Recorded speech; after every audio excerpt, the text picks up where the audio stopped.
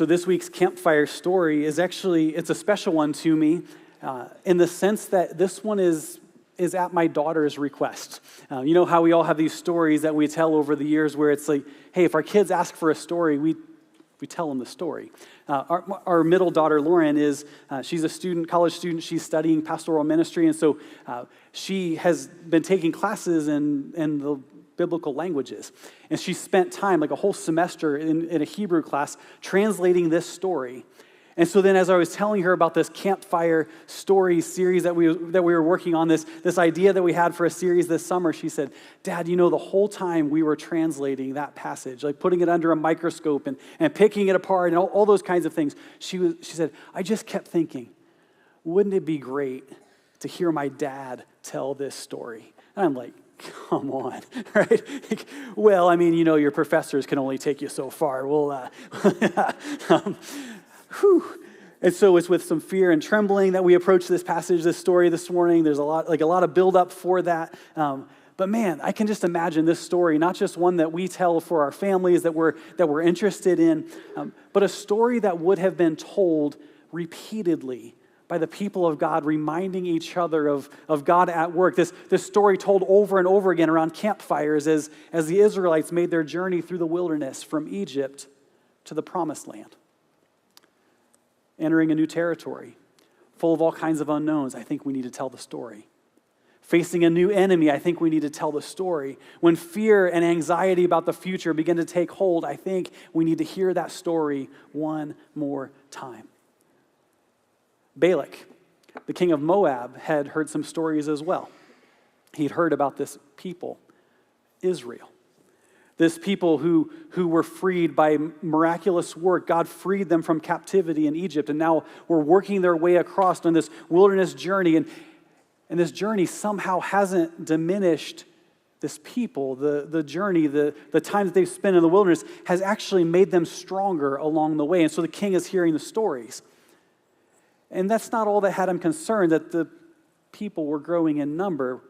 He'd also heard stories of victories, like divine victories where God had fought on behalf of his people, like a whole lot of victories, one after another. This strong nation, other kings defeated have fallen in front of them. God has fought for them. So now Balak looks at his people, and he's heard the stories, and now here comes Israel. And it's so clear that God is on their side. It's so clear that God is fighting for them, that they are blessed. And so what's a king to do facing that kind of enemy? Right? What's a king to do when that kind of adversary is coming his way, this blessed people who it seems like God is just fighting battle after battle after battle for them?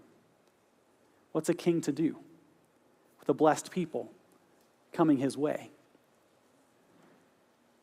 How about buying a curse?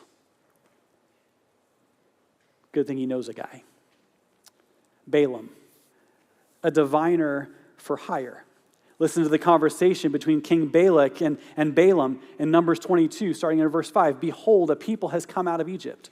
They cover the face of the earth, and they are dwelling opposite me. Come now, curse this people for me, since they are too mighty for me. Perhaps I shall be able to defeat them and drive them from the land, for I know that he whom you bless is blessed, and he whom you curse is cursed. The king, in his fear and his concerns about the future, understands something about blessings and curses. It's that they're not to be revoked. Right? We saw this just a few weeks ago with Jacob and Esau, blessings and curses, blessings that can't be revoked. And so Balaam, this diviner for hire, makes this a complicated story because he's no hero, right? This isn't like a redemption story for Balaam or the kind of thing we see now where it's like a villain story that's being told in a sympathetic way, they're written to explain their villainy that makes us feel sorry for them. It's like the origin story that kind of like breaks the actual hero story because now we feel sorry for the villain, or maybe we're even cheering for the villain. It's not that kind of story. It's not a story of Balaam on his own choosing to do the right thing. There's only one hero in this story, and it's God. It's a story of God fighting battles that we don't even know are raging. So we actually know about Balaam not just because he shows up a few different times in Scripture. We know about Balaam also because of some historical writings that were written around this same time. These other kings had come to this Balaam and had purchased blessings and curses from him. It was his trade. He was a well-known diviner. His services were available for purchase, and so kings purchased his services from him. Balaam eventually, just to kind of give away the end of Balaam's story, he eventually ends up beheaded for his work against Israel. He's also mentioned several times throughout the Bible as a scoundrel. There's even a sequel to this story where King Balak uses Balaam's advice for this long play for the hearts of God's people. Listen to what Peter, now centuries later, after Jesus' life, death, and resurrection, writes about Balaam to the church. He says, they have followed the way of Balaam, the son of Beor, who loved gain from wrongdoing and was rebuked for his own transgression. A speechless donkey spoke with human voice and restrained the prophet's madness. There's a lot going on in that story, isn't there? So while a lot of this story is going to feel very unusual for us, very unfamiliar to us, it's normal for Balaam. The kinds of things that we're about to see as Balaam's life plays out in these few days that we're looking at, it's not unusual for him. This is like an ordinary day for him, except that God actually did have a plan to work through Balaam. That God was actually at work, even as Balaam was selling blessings and curses, God at work, even though Balaam's motivation was greed. Peter calls it Balaam's madness, and that madness meant that he would say the right things. He would maybe even set out to do the right things, but for the wrong reasons, to gain wealth by his wrongdoing. And even if he said the right things, and even if he set out saying he was going to do the right things, even if he set out intending to do the right things, Balaam didn't have the character to sustain the work that God was going to do through him, and God knew it. So listen to the warning after the king has had this conversation with Balaam. Listen to the warning that God gave him. God said to Balaam, "You shall not go with them. You shall not curse the people, for they are blessed." And then that instruction from God becomes the jumping off point for a set of negotiations. Negotiations between Balaam and King Balak. Negotiations between Balaam and God about what he could and couldn't do. And so there's how he'll be compensated and what are the boundaries of what he can do and what he can say. And so after all of these negotiations are taking place, it says this in Numbers 22, "But Balaam answered and said to the servants of Balak, 'Though Balak were to give me his house full of silver and gold, I could not go beyond the command of the Lord my God to do less or more. So you too, please stay here tonight that I may know more what the Lord will say to me.'" God has actually already given him the answer. He says, you're not going to go. Don't go do that thing. And now he's saying, well, even if you would give me everything, I don't think I could do that. But hold on, let me see if God might have something different to say on the matter. This is manipulation. Right, this is management of a brand for Balaam. This is him managing his reputation. He's selling his connection with the divine. And so how he talks about it has to sound good. He needs his customers to understand that he's connected with the divine. The problem for Balaam is God actually does have something to say to him. And God came to Balaam at night and said to him, "If the men have come to call you, rise, go with them. But only do what I tell you." Only do what I tell you. Not just go do this thing. He actually sets boundaries specifically saying, go do the thing, but only do the thing. Don't just do the thing and then whatever else you want to do. Only do what I'm telling you to do. Do this, but with boundaries. But saying the right things isn't enough. God knows and cares about our hearts and our motives. And Balaam's heart was set on a payday. So saying the right things is going to fall short when the pressure actually comes his way. Like when Balaam will eventually find himself standing on a mountain with the king and all like the people who would have been around the king, and he's got this pressure to do the thing the king is asking him to do with a promise of riches right in front of him. Speaking of right in front of him, Balaam sets out to meet the king. And as he's going on the path, he's riding on a donkey. And he's he's heading to meet the king. And as he's traveling on the way, the path, the donkey that he's riding on all of a sudden stops and veers off the path into a field.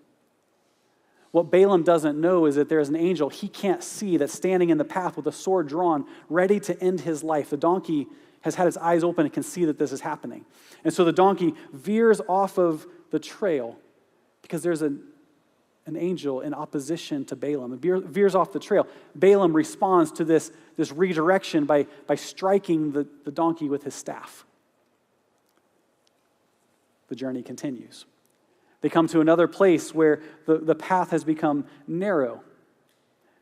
And the donkey comes and sees that the angel has shown up again. And as the donkey tries to go around the angel, it presses, actually the word is oppresses, presses Balaam's foot against the wall on the side of the path. Balaam is furious, takes out his rod, strikes the donkey again. Journey continues. Comes to a very narrow place. The trail getting narrower and narrower and narrower. Now the angel is standing in front of them. Balaam still can't see that this angel is there. The donkey sees that this angel is there. And there's no way around the angel. And so it says in Numbers that the donkey just lay down under Balaam. So he's like riding the donkey, and then all of a sudden the donkey is laying on the ground, and Balaam is now furious. He has an appointment to meet. He's on his way to meet the king. He can't be slowed down like this. So he takes out his rod, strikes the donkey again, 3 times. And then the surprising thing happens. Then the Lord opened the mouth of the donkey. And she said to Balaam, "What have I done to you, that you have struck me these 3 times?" Now, any normal person, any typical situation, you would look and you say, "There's a donkey now talking to me," right? This is very unusual. This is not normal. Do we run away? Do we say, am I dehydrated from the journey? What is going on? What's happening? And the story, it says that Balaam then responds to the donkey. There's no wondering about this, no questioning what he's seeing. Balaam says to the donkey, "Well, because you've made a fool of me." So how he's arguing with his donkey on this path. "Made a fool of me. I wish I had a sword in my hand and not my rod, for then I would kill you." So now Balaam is squared off in this battle of words with his donkey. It's Balaam, this is very unusual. And yet the conversation is so normal. And then the donkey said to Balaam, "Am I not your donkey, on which you have ridden all your life long to this day? Is it my habit to treat you this way?" And Balaam says, "Well, no, it's actually not your habit to treat me this way, donkey. Thank you for this reminder of how faithful you've been to." What in the world is happening in this moment? And so it's as if that wasn't enough. The seeing and speaking, the donkey seeing danger and then speaking now to Balaam. Balaam will eventually have his eyes open and will speak as well. But right now, he's just in this argument of logic with his donkey on the path. But right in front of them, his eyes are open, and he sees the angel with a sword ready to kill him. And the angel of the Lord said to him, "Why have you struck your donkey these 3 times?" It's Balaam said, I just told the donkey. Do I really have to explain it to the angel now? What's happening here? The angel of the Lord, "Why have you struck your donkey these 3 times? Behold, I've come out to oppose you because your way is perverse before me." Right? The motives. You are saying the right things, but your motivation is all wrong. And the donkey saw me and turned aside before these 3 times. If she had not turned aside from me, surely just now I would have killed you and let her live. And then Balaam said to the angel of the Lord, "I have sinned, for I did not know that you stood in the road against me. Now therefore, if it's evil in your sight, I will turn back." And the angel of the Lord said to Balaam, "Go with the men, but speak only the word that I tell you." So Balaam went on with the princes of Balak. It's an important conversation. It's a reminder along the way, God giving Balaam one more opportunity to get his heart right in what he's about to do. It's an important conversation, but it means a delayed arrival. So he finally gets to the king. The king is annoyed with him for being late. And we can just imagine that Balaam might be tempted to fire back something along the lines of, "You have no idea what I've been through. You have no idea the conversations I've had along the way, the things that have happened to me along the way." But Balaam says to Balak, behold, I have come to you. Have I now any power of my own to speak anything? The word that God puts in my mouth, that I must speak. So from only speak to must speak. But as we're going to see, still right idea, wrong motivation. But I don't think Balaam could have possibly imagined what was about to happen. The king gathers his servants, his court around him. They go up into the mountains. It actually describes the bald places of the mountains. So like above timberline on these mountains, and they're looking out over the people of Israel. And they've prepared for this curse to be spoken before the battles would rage. So the king takes him up a mountain to show him the Israelites. Balaam gives him some instructions on how to prepare the place for the big event. But as Balaam prepares to speak, God intervenes, and it says that God put a word into Balaam's mouth. God, who put words in the mouth of a donkey, now putting words in the mouth of a donkey of a man. And then Balaam speaks. The king has brought me here to curse Israel. You can imagine the king saying, so far so good. This is what I was hoping for. Now we've defined what I have paid for, what I'm prepared to pay for. I'm going to get what I want out of this. And then the turn. But how can I curse whom God has not cursed? How can I denounce whom the Lord has not denounced? And now King Balak, this isn't right. This is going the wrong direction. Maybe Balaam is confused by what's happening. What is going on? And then Balaam speaks a blessing over Israel. And the king is losing his mind. It's like, you can't do that. I brought you all the way here. I invited you here. I brought you up on this mountain. We did everything you asked us to do. I've offered a significant price for this curse that I'm asking you to give. And you're blessing them.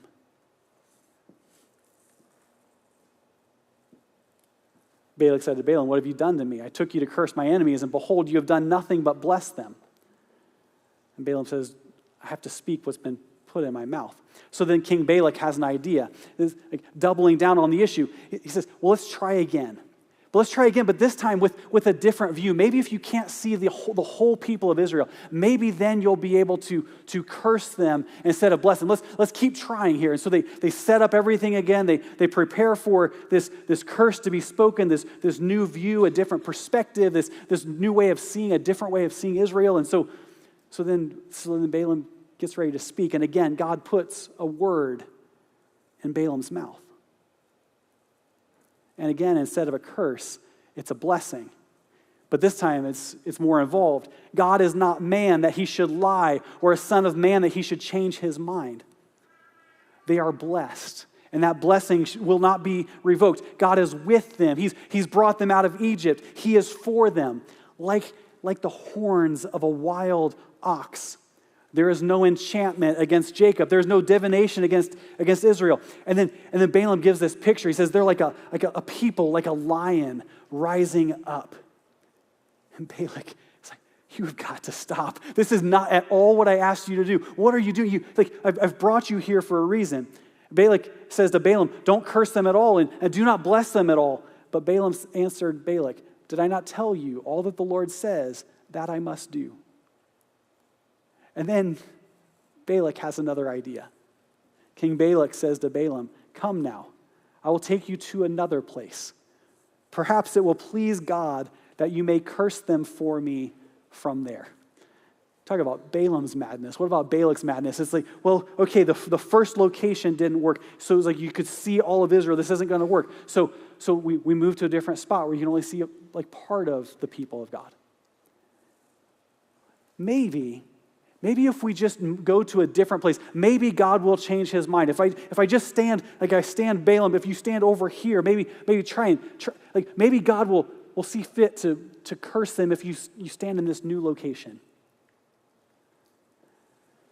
This time, Balaam, as he prepares for this third oracle, he's now picking up on what's happening. He sees that the Lord is pleased to bless Israel. And so now this blessing, this oracle of Balaam actually has something of his own testimony woven into it. He says, this is the oracle of a man whose eye is opened, who hears the word of God, who sees the vision of the Almighty falling down with his eyes uncovered. And then he speaks of Israel. He says, how lovely are your tents. His kingdom shall be exalted. God is for them. Again, like the horns of a wild ox, he shall crush their enemies. And again, this picture of a lion rising up. And then the big finish of this third blessing that he ends up speaking over the people of God. It says, blessed are those who bless you, and cursed are those who curse you. And the king has absolutely had enough. Actually, the picture that's painted in Numbers 24, it says that King Balak's anger was kindled against Balaam, and he struck his hands together and said, I've called you to curse my enemies, and behold, you have blessed them these 3 times. Therefore, now flee to your own place. I said I will certainly honor you, but the Lord has held you back from honor. And Balaam said to Balak, did I not tell your messengers when you sent to me that if Balak should even give me a house full of silver or gold, I would not be able to go beyond the word of the Lord to do either good or bad of my own will? What the Lord speaks, I will speak. And now behold, I am going to my people. Come. But before I go, let me tell you one more time. Here's what's going to happen to you. Come, I'll let you know what this people will do to your people in the latter days. I'm quite convinced that Balak was not interested at all in what Balaam had to say about what Israel was going to do to his people. But then Balaam stands and unleashes a string of cities and nations and kings who will fall before the people of God. And then after all of that, the journey with the donkey speaking and God speaking through Balaam, and the Spirit of God at work, bringing his word through Balaam, this blessing over God's people. After all of that, the story ends with, and they all went home. The king very dissatisfied. Balaam having to wrestle with what just happened in front of him. But here's the thing that just continues to come to my mind, is that all of this was happening in the mountains above them, but Israel had no idea. This battle is raging. That there is this attempt, this spiritual battle for the people of God, and they didn't even know what was happening. This incredible story playing out in the mountaintops, and the people of God are just on their journey. Until Moses told them the story. Deuteronomy 23:5. Moses tells the people of God, but the Lord your God would not listen to Balaam. Instead, the Lord your God turned the curse into blessing for you, because the Lord your God loved you. That's a campfire story. That's the kind of story that will put somebody back together again when there's fear. That's the kind of story that will prepare you as you travel into unknown territory. That's the kind of story when you're facing new enemies along the way, to understand God is fighting for you, not just in the battles you're aware of, but even in the ones you don't even know are happening. Israel, not even aware of what God is doing to protect them, the lengths that God has gone to, the ridiculousness of the way God has approached it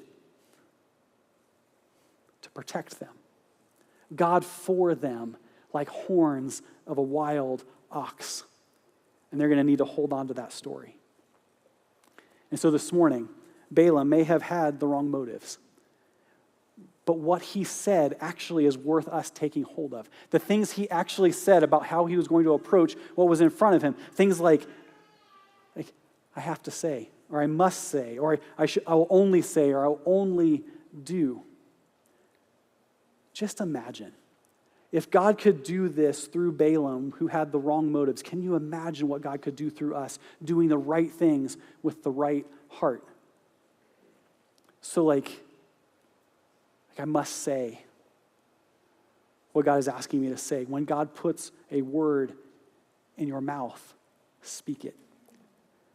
We find ourselves in all sorts of situations where we look and we see something playing out, a conversation going in a certain way where we feel like, man, someone should say something. Say it. But only say.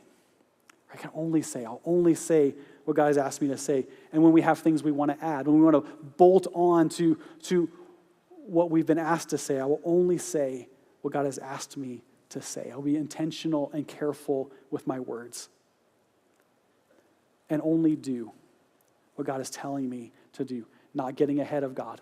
Not what God, just like doing what God wants us to do, plus the stuff that we want God to want us to do. I will stay in step with God. I will only do what God is asking me to do. I will only say what God is asking me to say.